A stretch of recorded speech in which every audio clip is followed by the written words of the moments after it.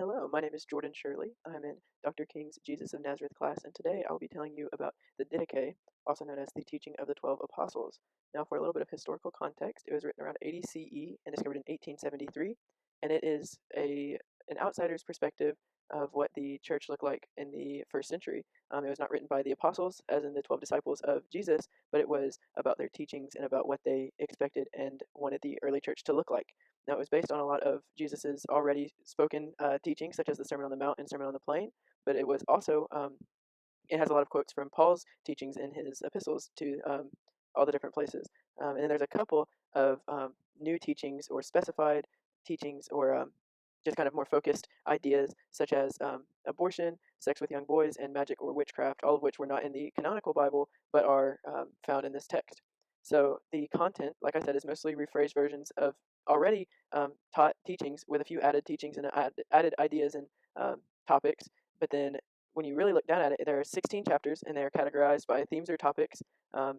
This originally was done, I believe, in 9 chapters. It's a very short work. It will fit on about 6 pieces of paper if it's just a printer paper. So it's pretty short. Took about 20 or 30 minutes to read. So for it to be shortened down into 16 chapters is kind of a lot because each one is less than 5 verses, I think. So chapters 1 through 6 are about the two ways, one of life and one of death. And I'll get into each one of the chapters individually in a couple minutes. But yeah, so chapters 1 through 6 are about the two ways, one of life and one of death. Chapters 7 through 10 are about practices that should be taken at a church gathering or at least within a group of Christians. Chapters 11 through 15 are about the existing prophets and also Christians of the time. So at the time, it was written to obviously first century Christians, but a lot of sects of Christianity will still look at this text and still follow it, but I'll get to that at a later time as well. And then chapter 16 is about life waiting for Jesus' return. And it's about how Christians can live a life that shows hope, but also shows that there is a returning of Christ that is not so great. And I'll look at that in a couple minutes. So let's jump right in. Chapter 1 is about, it's titled The Two Ways in the First Commandment. It focuses on the way of life. And this is a life that follows what Jesus taught. But if you really wanted to sum it down, it's summed up in 4 words: love God and love people. It's pretty simple. What the writer wants you to believe is the perfect way to live life. And then it also goes into this idea of giving, and it says give generously, give a lot, but do not take if you do not need to take. Don't ask for money. Don't ask for food if you have money or food already. It's a very the Didache is very focused on being generous and being good with your money, not taking. Chapter 2 is titled The Second Commandment, Grave Sin Forbidden. It focuses on the way of death. There's another chapter that focuses on it even more, but this one is just a pretty long list of just things that you should not do under any circumstances. You just should not do these. It follows a lot of the 10 Commandments, which are found in the Old Testament and in Jewish law, and then there's also some teachings from Paul's epistles, and we can get into some of those, but I would just recommend that you read the whole thing. It's pretty short, and it's really interesting, but I'll get to that at a later time too. And then it also focuses on a few new, I said rules on my slide, but I think it's more of specifications. It is more explicit about abortion and witchcraft, which are not very known terms in the Bible. They are hinted at, such as just the idea of life, but abortion is specifically forbidden in the Didache. Chapter 3 is about other sins being forbidden. It's a lot less grave because it's more focused on the mindsets and the ways of life rather than the actions. So, for example, it talks a lot about anger, jealousness, being lustful, and having a love of money. And it doesn't say that it argues that these ideas, these mindsets are kind of like the stepping stone, the first step in leading to sinful actions. So it's not saying that being angry is bad in itself, but it's saying that it will lead to more sinful actions such as murder. Jealousness leads to theft. Lustfulness leads to adultery. The list kind of goes on. But then the end of this chapter kind of ends on a lighter note, and it encourages a humble and selfless lifestyle. So it basically says that we as humans are going to be angry sometimes, we're going to be jealous, but when we are constantly living a life of humbleness and humility, and just being generous, then these other things kind of go away and it becomes easier to live that better life. Chapter 4 is about various precepts. It teaches the reader to live a peaceful life, settling arguments, not looking for fights. This chapter is basically just saying be a good person. If you have money, give it. If you do not have money, then don't feel bad about asking for it, but do not ask if you don't need. And then it focuses on the end about going to church or praying with an evil conscience. So it's basically saying that if you have some anger issue at the time, something that's really causing you to be angry. If you are angry at your friend or your church member or whoever else, you should settle it before you try to go to the Lord. This is kind of representative of Old Testament stuff where, or events, stuff's probably not the most academic word. It leads back to Old Testament events where it talks about going into the temple and being ritually unclean, and it just has a lot of similarities there. Chapter 5 is a very focused text on the way of death. It goes into a giant list. It's just one sentence long, but it's one of the larger chapters. It's just a huge list of things that you should not do. I'm just going to read off this list that I've typed. There's more, but I picked the first 5 or 6 or 7, and then a couple more that are throughout the chapter. So it says murders, adultery, lust, fornication, thefts, idolatries, magic arts, witchcrafts, rape, murders of children, and turning away from him who is in want. So these are listed as some of the things that are absolutely, you should just never do them. They are the worst, the most heinous actions that one can commit. Chapter 6 is against false teachers and food offered to idols. It basically just says that uh, the current or the original teachings are the best ones, and so humans are going to uh, change that and shift that, and if they do, then they are false teachers, and we should not listen to them. And then it says, do your best to avoid food that has been sacrificed to another god, which is something that Paul talks about. It's not a sin to eat food sacrificed to another god, but it should always be clear that you're not partaking in worship of another god instead of the one true God, because that is idolatry. Chapter 7 is about baptism. It teaches on how to baptize, specifically some of the things that are said, and it talks about flowing water if it's possible, but still water is okay, and cold water if that is possible, but hot water or warm water is okay too. And then there are two contradictions to the canonical New Testament. And these are allows for sprinkling baptism as opposed to full immersion, and it encourages 1 to 3 day fast prior to being, doing, or being near a baptism. And I included these because the first one is something that I, as a Christian, don't partake in, but I know that other Christian groups do. And then the second one is that I believe that this is something that people should do, but it is not in the actual New Testament. But these are just a couple of different ideas and a few of the reasons why I believe that that this text is not in the canonical New Testament. Chapter 8 is on fasting and prayer. It says fast quietly, which is also talked about a lot in the New Testament. It is different because it talks about specific days for fasting and how hypocrites fast on the 2nd and 5th day of the week, and how the followers of Christ should fast on the 4th day in the preparation, which is Friday. And these are not found in the New Testament anywhere that I could find, but I just thought it was interesting that it was very specific. And then it talks about the Lord's Prayer, which is found in Matthew 5 or 6 or 7 in Jesus' Sermon on the Mount. Chapter 9, the Eucharist or the Lord's Supper, if you come from a few of the more evangelical denominations, there are specifications for how to take the Eucharist, just about how the prayers and the bread and the prayers for the wine and the bread should be done. And then it has a specific specification for who can partake. And it basically says that people who are not baptized should not take the Eucharist. And it quotes Jesus and it says, give not that which is holy to the dogs, which is kind of harsh, but it really drives the point across that this is for the people who have been baptized and have been cleaned by Christ. Chapter 10 is about prayer after communion. It is simply a prayer that is a thankfulness prayer that says that God has provided and has blessed you significantly. Chapter 11 is concerning teachers, apostles, and prophets.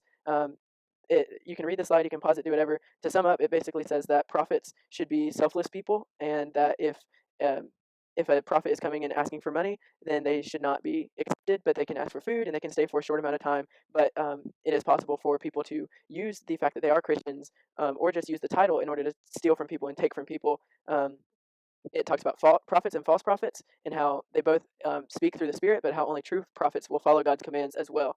And then chapters 12 and 13 both talk about reception, letting people live with you, but 12 is about the Christians themselves, and it basically is just saying that they can stay for a day or two, but after that, make sure that they are supporting themselves in some way. It says, if he wills not to do, he is a Christmonger, which is basically saying that if he's just mooching off of you, if this person is just living in your house and eating your food but not paying you back and not trying to find a job or working or anything, then they're just stealing from you basically, and you should do whatever you can to ask that person to leave your house. Chapter 13 is about prophets. It specifically is talking about true prophets and how any prophet that you can tell is a true prophet, you should support no matter what, because they're a true prophet, and that means that they're going to be doing whatever they can to support themselves and to be selfless and not take more than they need. And so it is a direct commandment to give the best fruit and meat to that prophet, and then if there is no prophet, to give these to the poor. Chapter 14 is about the Christian assembly on the Lord's Day, which basically just says Christians should meet every Sunday and they should confess their sins to each other and settle every argument before taking communion, which is something that was talked about in an earlier chapter. Chapter 15 is about bishops and deacons and constantly checking Christians and making sure that they're doing what they need to be doing. It basically gives a few qualifications for leaders of the church, because the leaders of the church are going to be doing the same things as the prophets, and so they should be respected the same. And so because of that, they should probably be acting the same as the prophets. And then it talks about how Christians should love and respect each other, and how that's just a good thing for Christians to do. And then chapter 16 kind of wraps it all up by talking about how Christians are only living these ways because we know that Christ is coming back. And so it basically teaches that Christians should always be ready for Christ's second coming because nobody knows when he will return. And so that should just encourage the Christians to constantly be good and be living out Christian ways, excuse me. And so then it talks about what the final days will look like. When Christ comes back, it is considered to be the end of the world as we know it now. And so there are a few different signs and just adjectives to describe what the world will look like. I'll just list off the ones that I found interesting. There were a couple more, but it talks about false prophets being accepted, sheep turning to wolves, love turned into hate. It talks about the Antichrist and that the world will be handed to it. The world will believe that the Antichrist is the Son of God. And then once the world has decided that they want to follow this false prophet, then the false prophet will then destroy the world in ways that we don't even know. It ends on a lighter note, though. It says that the three things that we'll see are the coming of heaven. Heaven will be spread out onto the land. There will be a sound of a trumpet, and then the dead will be resurrected. And then it talks about how Jesus will return on a cloud. So the academic discussion around the Didache today, most agree that it was written around 80 CE. It was thought to be from the 2nd century, but due to some dating and some scientific research on the actual scrolls, they discovered that it was probably written around 80 CE, which goes to the idea that it was not written by the apostles because there was only one still alive at that time. There are different groups of Christians when it comes to looking at the Didache. Catholics specifically consider it to be inspired and they follow it as best as they can. Some use it as advice or at least a good idea to follow. I fall into that category myself. The groups who know about it, I think, but don't have either extreme opinion, believe that it is good teachings, it is good moral standards, but it's not directly inspired, and so it should not be in the Bible, but it is good to look at as a historical text and also as like a moral guideline. And then others dispute it completely and argue that it is a false teaching. There's a huge website, it's a blog post, it's extremely long, but I think that it adequately sums up some of the arguments that a lot of people have against the Didache. There's a few different contradictions, and because of this, some people believe that it is completely made up and not actually biblical, should not be followed whatsoever. In my opinion, I believe that the text was written as someone's response to seeing the Christian movement firsthand. Earlier, I think I stated that it was an outsider's perspective. I'm not sure. No one is. The author is unknown. It's probably from an insider's perspective, but it's kind of up in the air. It's not 100% known. So I think that the text should be studied as history and as an accurate depiction of past events. There's not a whole lot of miracles or supernatural events that happen. It's just teachings and guidelines on what a life should look like.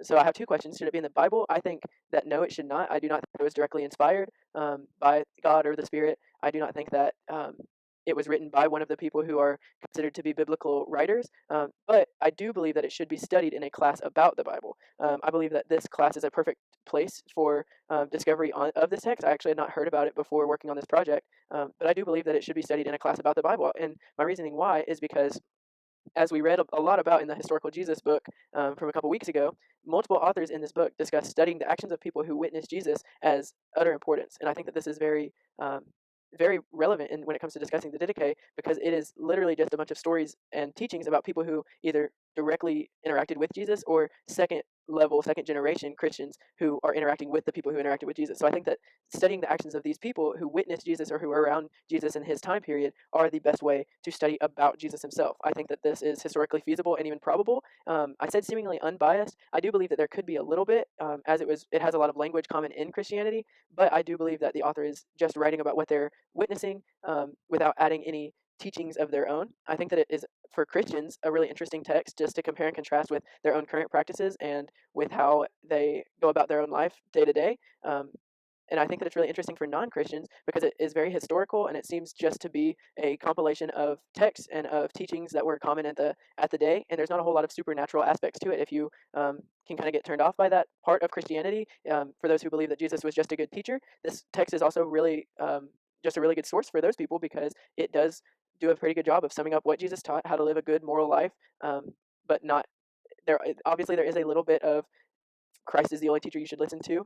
You can overlook that if you choose, but I do believe that this would be an interesting text for Christians and non-Christians alike. And at MTSU, it is in the South, so there are a lot of Christians, but there's also a lot of non-Christians or people in the middle, people all over the spectrum. And so I believe that this is just a really good piece of text, piece of history, piece of discussion just to look at, to research, to dive into.